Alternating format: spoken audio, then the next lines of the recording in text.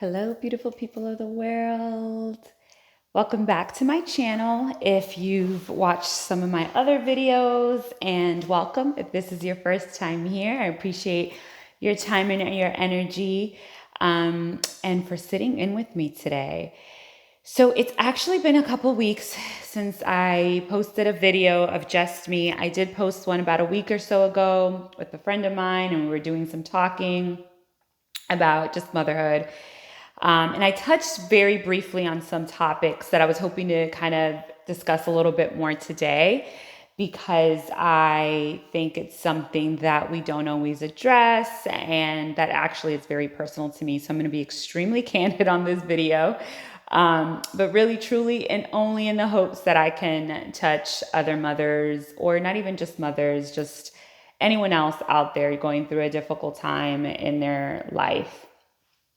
So I want to talk about today just how do you take care of others, or actually more so take care of yourself when your focus is others. Like, how do you make that shift in your mind to be like, I need to spend time for myself so that I can be healthy and take care of others. It's like that thing in the airplanes when they're like, you need to put your mask on first before you put it on someone else, and you're like, no, I'm not gonna put on my mask first while my child or my sibling or whoever you care about is sitting next to you. But life teaches you sometimes that actually is the thing. Like, you actually have to take care of yourself in order to be able to take care of someone else. And I think life taught me that this year. It really did. And it, not that it wasn't challenging, because it's very challenging and it still is. And I'm not really one to kind of stop and complain much. So when I do complain, I know that it's serious. Not saying that you should definitely, if there's something going on, you should always be able to verbalize it and be vulnerable. So I'm not saying that that's a good thing necessarily, but I'm just saying this is just how I function. Um, and this year, I missed this COVID situation, as if that's not enough. And I know everyone is going through some serious stuff this year, but I was diagnosed with thyroid cancer at the end of May. It was something that I had been dealing with since the end of January, beginning of February. They found a nodule in my throat, so I was going to doctors and biopsies. And finally, at the end of May, I had a diagnosis of papillary thyroid cancer. And of course, my immediate reaction was like, and so I knew I knew there was a possibility, but they kept saying like, oh, it's the chance of you having it, it's very minor. And I just remember being like you hear some things, you don't hear others, you process some. Thankfully, my husband, Brian, was there with me. But I remember like when we left and I got in the car and I called my mom and she's like, how are you? And that's when like I started crying. I'm like, no, what she said was, how did it go? And I was like, not good. And I just started crying. And I was like, I just want to be here for Meadow. Like, that's literally all that it was for me. Like, I just need to be here for Meadow. And even throughout, like from February through the end of May, while I didn't know, and that was constantly sitting in the back of my mind, the only reason that it would cause me anxiety and worry was because of Meadow. Like, I literally would rock her at night to sleep thinking like, and praying, honestly, I'd be like, Yoba, please help me stay healthy, because I want to be here for my baby girl. Like, the thought of leaving her, or whatever the case is, you hear the C word and it's a big deal. Like, you in your mind, even though you don't want to, you can't help but catastrophize it. Like, you can't help but think of all the possibilities. I also think that it's because it makes it real. So many people around you possibly have been diagnosed, or that or someone that of, or a celebrity, or whoever you hear of cancer. But when you get it, like, I think it makes it so real, not even just that exact cancer you have, but the idea that, oh, this might come back. And so that's what it was for me. I have Meadow is now 19 months, and I don't want to really focus that much energy on anything else other than her. Like this little girl demands a lot of energy. She's just so inquisitive, so active, so playful, which is absolutely beautiful. It's amazing. It's exhausting sometimes, but it is amazing. She just loves to play and she loves to learn. And so really about 90% of my energy goes to her when I'm outside of work and when, so it's like my energy is split up, but between work and not work. And even when I am at work, of course, she's my top priority. But when I'm off of work, it's her. Like, that's it. Like, my focus is her. My priority is her. I revolve my life around her. So the idea that I now had to stop, it's like that stop, drop, and roll, and like literally just focus on me. I was like, what? Like, no, like she's a baby. And I was diagnosed at the end of May, and then in June I had surgery to remove the thyroid. You can actually see my scar.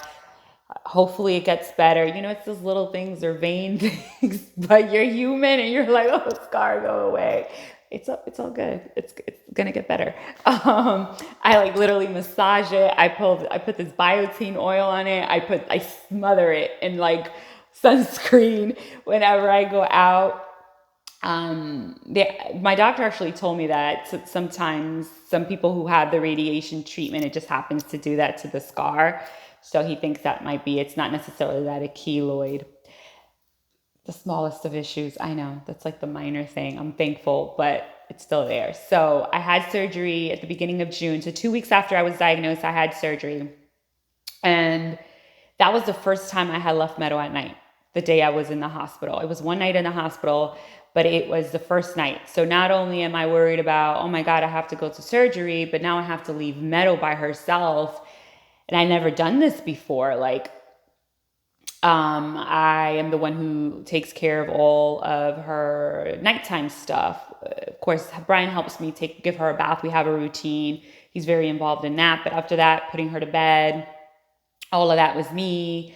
Preparing her food in the morning, preparing her bottles in the morning. Like, I take care of all of that. So it was like almost like I had to train him, like, like going through the logistics and leaving like, this is the Monday tray, this is the Tuesday tray. And then we literally had to practice like about leading up to the surgery. Like, he had to try and put her to bed because she's used to mommy and she's very attached to me. So that was going to be hard for her. And again, here I am having to go into surgery to remove my thyroid, because I had a thyroidectomy. So it means that they removed my entire thyroid.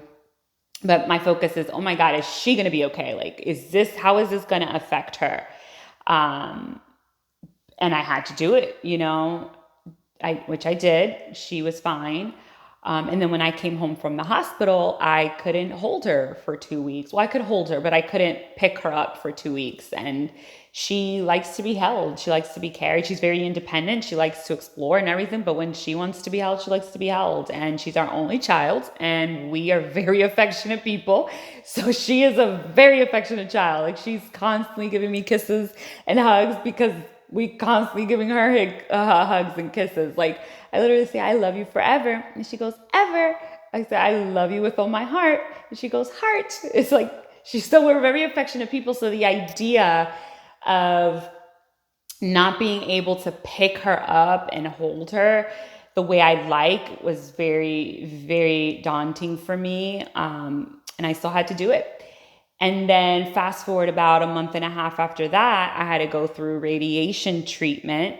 For thyroid cancer, it's a little bit different. It's a one-time pill, but it's a very high dose to the point where I myself was radioactive. So I had to literally be in isolation from everyone for 7 days. I was in my guest room, completely blocked off. I had a mini fridge. I had my work desk set up there. I had my bed, the bathroom.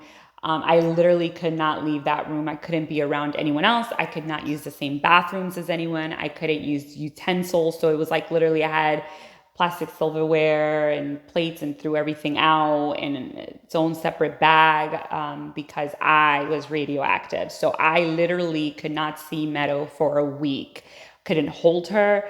And again, the only other time I had left her outside of this was when I was in the hospital the one night after surgery.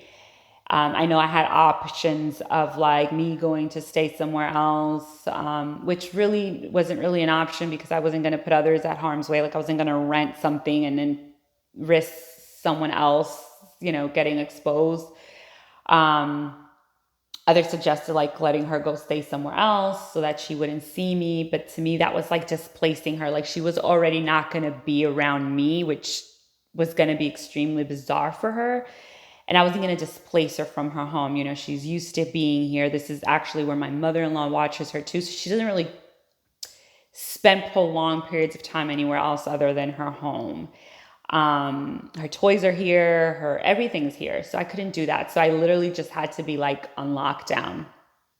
And it was hard. I mean, the radiation treatment was really hard on my body, more so than I thought. Like I remember the night after I had taken the pill, I literally started the dry mouth. It was just horrible. And then the next day I thought I was going to be able to work and I literally could not see. Like my vision was blurred. I called my doctor, was like, I can't see. So I was very exhausted. Like I slept the majority of the time. In my mind, I was like, you know what? Because I always try to find like a positive. If there's a negative situation, I try to find like, okay, how can I make this into a positive, like spin it. So I was like, you know what? I won't have Meadow, so I'll just go take walks and pass time like that. I did not have energy. Leading up to the radiation treatment, I actually was off of my thyroid meds because at this point, my body doesn't produce its own thyroid hormone. So I had started meds, but I had to be off of it. And then I also had to be on this low iodine diet that literally I was like eating matzo crackers. I mean, it got me through some rough times, but man, I was ready to eat. I started baking my own bread. But needless to say, the point is that my energy was depleted. I literally body aches. And then the radiation treatment on top of that, it was a level of exhaustion. I have a lot of energy, just like naturally, I just have a lot of energy. So this was different for me. And not having her. So in a way, I guess it worked out that I couldn't be around her because I really didn't have the energy to give her, but it was just hard. Like my husband would FaceTime me with her every single night and I would see her and he was cute. He would take her to the park every afternoon and that's kind of how he would, take her little mind off things. She did very well. She's resilient. I was worried about her, but she did good. Of course, she missed me. It was hard. Like sometimes she would wake up in the middle of the night, like crying for me. And I couldn't. Like I would be selfish because that would be risking her getting radiation or being exposed to radiation. And that was something that they were very, very specific on because she's a little tiny person who still has a developing body and it could really impact her. So I couldn't take that risk. The funny thing was that I was like, okay, after the 7 days, I could leave this room. I go hug my baby and like life will be okay. Guys, that's when it hit me the worst. Oh my God, that's when like these emotions took over. Literally the day that I got out of isolation, that I was like, this is going to be the best day of my life. It was like a ton of brick of emotions just took over my body. I remember like being at work I think a day after that, and I was like, I need a mental health day. I literally took a mental health day the next day. It was a Friday. And, we went to like Lou Gardens. I literally just wanted to spend a day with my family, like my husband and child, without having medical appointments, because literally this entire year, all of my time really went to medical appointments and taking time off for that. So I was like, I just need a day where I can just spend time with my daughter and my husband without having to do anything medical. But emotionally, guys, I was not in a good place, which actually is why it's taken me so long to record this. Well, let me take that back. I said I was going to be very candid. I recorded this video like 3 times. One, when I was in my all-in-one, that's what I called it, my isolation room. You don't want to see that video. I mean, my face was swollen. I don't even know that I was making much sense. So I didn't put that out there. And then I recorded again like 2 times after that. And it just never felt right. My spirit wasn't right. Emotionally, I wasn't healthy. And I was just like, okay, I need to start working with someone. So I actually started therapy. I just was feeling so overwhelmed. Like everything was really, really stressful for me. Usually I can kind of work things out or try to find, again, a positive in it, or try to talk myself through something. And I just could not shake this like anxiety and this feeling, these emotions. And I started therapy. And again, that's me having to now focus on something else. Like my lunchtime, that's when I would be able to see my therapist through telehealth. I had to do that. Sometimes I couldn't leave the room even if Meadow was awake. I actually also started going to the chiropractor because I carry my stress, anxiety here. Like this is where it's at. And I had so much pain, which actually I still do. I think I'm going to go get a massage or something, but I started seeing a chiropractor, and then I started seeing my therapist, and it was wonders. Like she helped me connect dots from this experience to when Meadow was born and my fear around her being in a NICU, and I had to leave her there and I couldn't be with her. And I literally had gone to therapy. We talked about so many things. And when we talked about this, it's so funny because I actually had been watching a show on YouTube called, it wasn't YouTube, it's Hulu, called Little Fires Everywhere with Kerry Washington and Reese Witherspoon. If you are looking for something to watch, it's a really good show and they're both amazing actresses. So anyways, this show, it was so much about motherhood and different experiences and losing your child in one way or another. And that made me start thinking. I was like, man, is this kind of where my emotions are coming from? And so anyways, in therapy, I was able to really make connections from my experience now to my experience when I had Meadow prematurely and that whole thing. And I cried like in therapy as I was saying it. And I'm like, wow, this is so powerful. Like it just was like it came out. And not saying that I'm like, oh, it's all better now. But I just feel so much better since I was able to kind of work through some of that. First of all, it let me know there's power in therapy, and I'm a therapist, so that was a good, not, of course, I always believed in it, but to have experienced yourself. But it also let me know, like, first of all, there's no exception. I need to be an emotionally healthy person for my child. Like, I need to be healthy in all sense of the words, but emotionally being one of them. I need to be physically healthy. I need to be emotionally healthy. And when I wasn't emotionally healthy, I would just be drained, like at the end of the day. And I still needed, like my focus needed to be on her and playing with her. And I could tell I wasn't as present for her as I normally am. So it really taught me, like, you need to make sure that you're taking care of yourself. So it goes back to that thing about in the airplane when they're like, put the mask on yourself first. And you're like, no, that's how rude. But it really is, like, you really have to do that sometimes. Like I said, there's no exception. I need to be emotionally healthy for my child. Like, I need to be able to be present for her and be well. So I learned that, and it's a work in progress because there's moments where you don't want to focus on you. So it's a work in progress. I'm not saying that everything is fixed.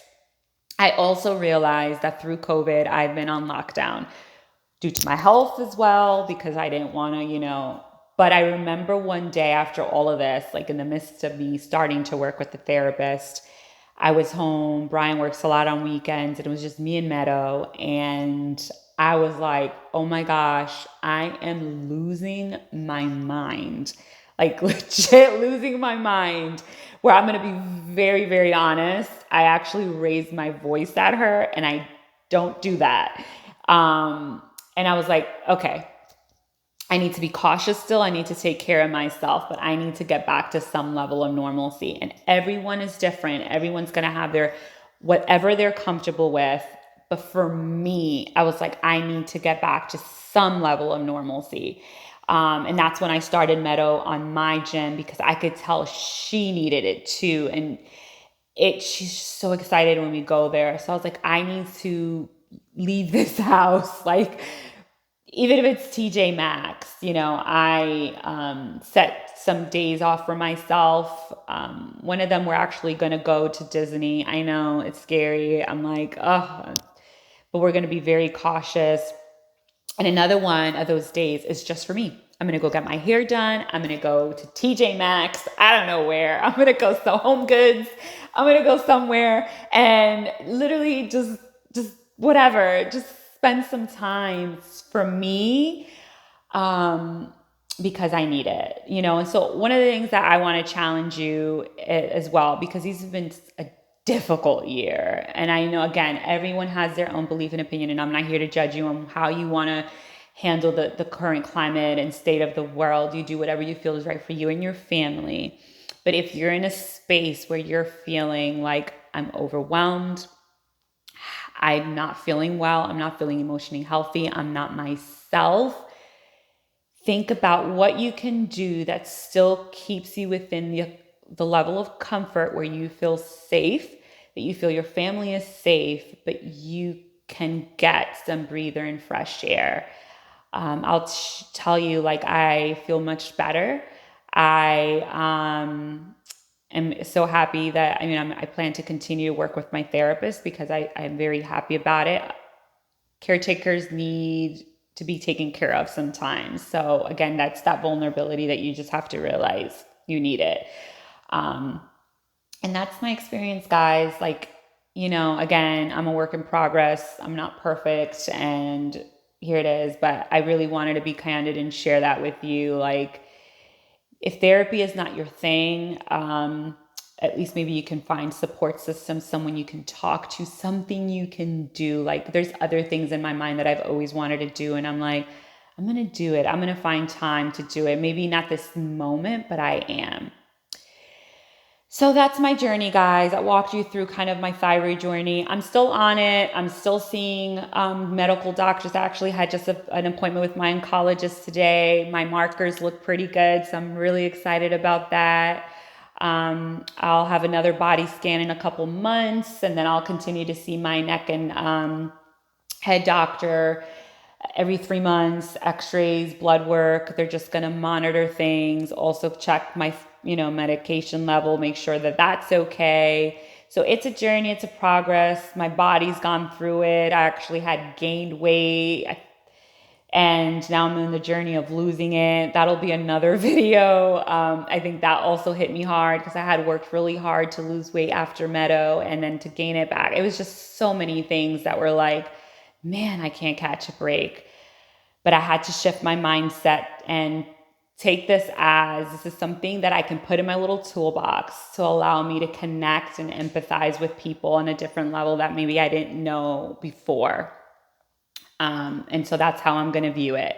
This is just a way for me to continue to hopefully connect, guide, and help others. So if you have any questions about my journey, you can private message me if you don't want to comment. I know it's a lot of times something very intimate and personal. I'm happy to share from the low iodine diet that I was on, to my surgery, to the thyroid treatment, everything. Thank you, guys. I really appreciate it if you sat through this whole 24 minutes. I look forward to talking to you again. Bye.